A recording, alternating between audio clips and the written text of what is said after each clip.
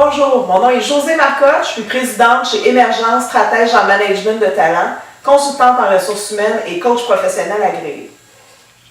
Décembre s'amorce déjà et les préparatifs du temps des fêtes vont sûrement bon train dans vos familles et dans vos organisations.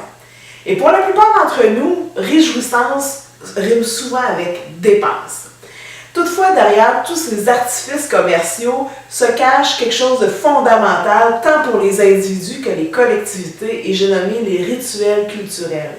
Et vous, dans votre organisation, est-ce que vous faites place à ces rituels et aux traditions? Les rituels font partie intégrante de la culture organisationnelle d'une entreprise. Et la culture, en fait, on peut la comparer à l'ADN de l'entreprise, qui est composé de ses valeurs, de ses règles et de sa morale même, qui peut être formelle ou informelle et qui est partagée par l'ensemble des employés de l'entreprise. La culture devient aisément un facteur concurrentiel des organisations. D'ailleurs, les stratèges de Forbes aux États-Unis osent affirmer que la culture fait une seule bouchée de la stratégie. Tout comme l'individu qui forge sa personnalité, la construction de la culture organisationnelle est un processus identitaire très important pour l'entreprise. En fait, il a été démontré qu'une culture organisationnelle forte favorise la mobilisation des employés, favorise également l'attraction des nouveaux employés sur le marché, mais améliore globalement la performance puisque les gens agissent avec des objectifs et une vision commune.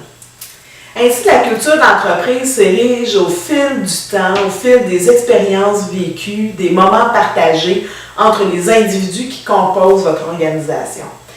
Toutefois, pour pouvoir agir sur la culture organisationnelle, il faut être en mesure de la reconnaître, mais aussi de la qualifier bien humblement. Par exemple, faites-vous partie d'une culture de collaboration ou de compétition?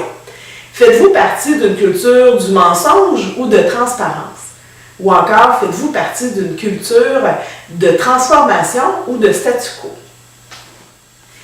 Force est de constater que la survie des organisations aujourd'hui relève de leur capacité à s'adapter. C'est pourquoi les grands leaders, dirigeants, gestionnaires d'entreprise parlent de culture du changement. Sauf qu'on oublie souvent que la culture d'une entreprise prend racine en fait à travers les rituels et les traditions de cette entreprise. L'appartenance est un besoin fondamentalement humain et c'est pourquoi les rituels sont partout autour de nous, sont dans toutes nos activités, de la naissance jusqu'à la mort. Les rituels agissent donc comme source de réconfort dans un monde qui est en perpétuel changement. Ils nous permettent de passer à travers des périodes d'angoisse en retrouvant du sens. Mais la quête de sens est aussi importante dans la vie professionnelle que dans la vie personnelle. Malheureusement, le premier endroit où on sabre lorsque l'entreprise est en difficulté financière, ce sont dans les rituels. On va annuler le party de Noël, on va annuler le barbecue d'été, sous prétexte qu'il faut faire une gestion plus saine et plus serrée des finances. Sauf que pendant qu'on annule ces rituels-là et qu'on les met de côté, en fait, on démobilise les candidats et les gens talentueux qui sont toujours dans l'entreprise. Alors, on est mieux de conserver le rituel, de le faire peut-être à plus petite échelle, mais de maintenir ce fameux party de Noël. Il appartient donc à vous, les leaders, de forger cette culture organisationnelle et de l'ancrer dans l'identité de vos équipes à l'aide de rituels et de traditions.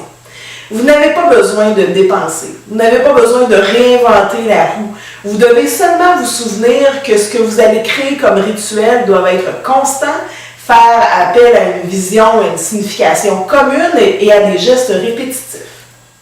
C'est certain que la période des fêtes est tout à fait propice aux rituels. Mais ça ne veut pas dire que vous ne devez pas créer des rituels et des traditions toute l'année. Je vais vous donner quelques pistes de réflexion. Certaines vont vous paraître simplistes, mais sont pourtant d'une très grande efficacité. D'abord, prenez le temps de dire bonjour à vos coéquipiers quand vous entrez travailler le matin. Ça peut paraître simple, mais c'est très efficace. Sortez de votre département, allez vous promener ailleurs dans l'entreprise pour connaître les gens avec qui vous travaillez. Lorsque vous faites une nouvelle embauche, organisez un wow factor. Amenez la personne dîner, achetez-lui un bouquet de fleurs, offrez-lui un petit présent pour souligner sa première journée de travail chez vous. Vous pouvez organiser des potlucks, amener les gens à partager un repas. C'est une des meilleures façons de créer des liens entre les personnes. Vous pouvez aussi continuer de souligner les anniversaires de service. Par contre, essayez d'être un peu créatif et d'oublier les stylos et les montres. J'ai également un client qui a une façon très particulière de célébrer la fin de la semaine.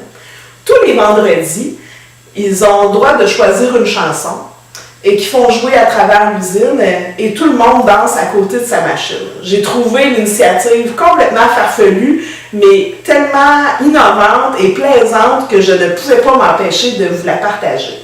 L'été, pourquoi est-ce que vous ne partageriez pas des boîtes de popsicle, des fudge avec vos employés? Achetez-leur des bonbons, faites des tournées régulières, puis ayez du plaisir avec vos gens. Alors, je souhaite de mettre en place de beaux rituels pour l'année qui s'en vient.